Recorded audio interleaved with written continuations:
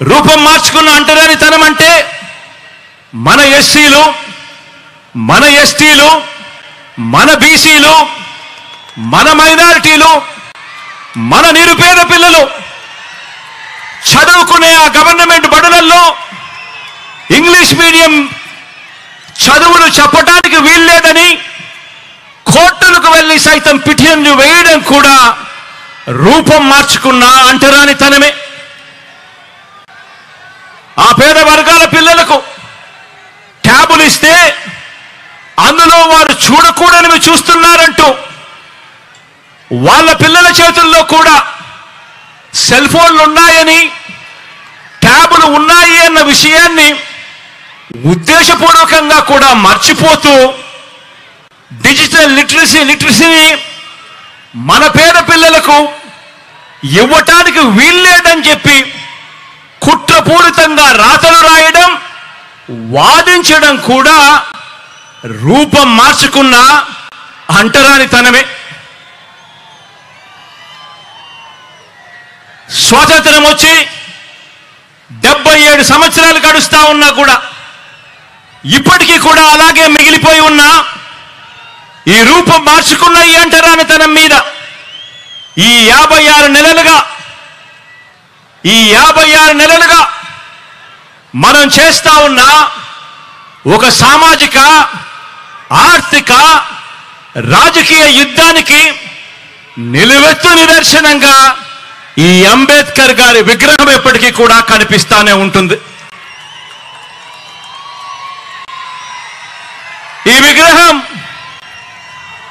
విగ్రహం దేశంలోనే కాదు ప్రపంచంలోనే అతిపెద్ద అంబేద్కర్ గారి విగ్రహం అని కూడా చెప్పడానికి గర్వపడతా ఉన్నా. దేశంలోనే కాదు ప్రపంచంలోనే అతిపెద్ద అంబేద్కర్ గారి విగ్రహం అని చెప్పడానికి గర్వపడతా ఉన్నా. ఇది 81 అడుగుల వేదిక మీద ఏర్పాటు చేసి 125 అడుగుల మహావిగ్రహం అంటే 206 అడుగుల ఎత్తైన ఈ విగ్రహం దేశంతో కాదు మనం పోటీ పడేది, ప్రపంచంతోనే పోటీ పడతా ఉన్నామని చెప్పి కూడా ఈ సందర్భంగా తెలియజేస్తా ఉన్నా.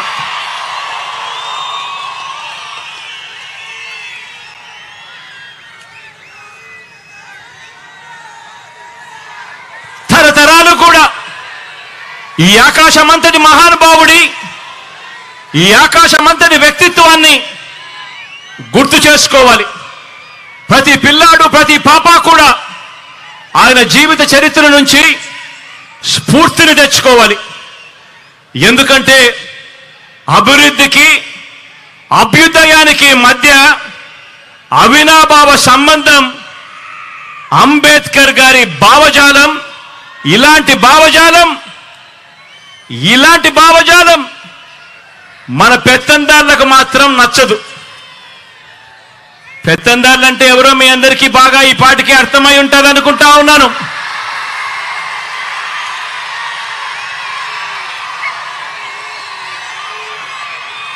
ఇలాంటి అంబేద్కర్ గారి భావజాలం ఈ పెత్తందారులకు మాత్రం అస్సలు నచ్చదు.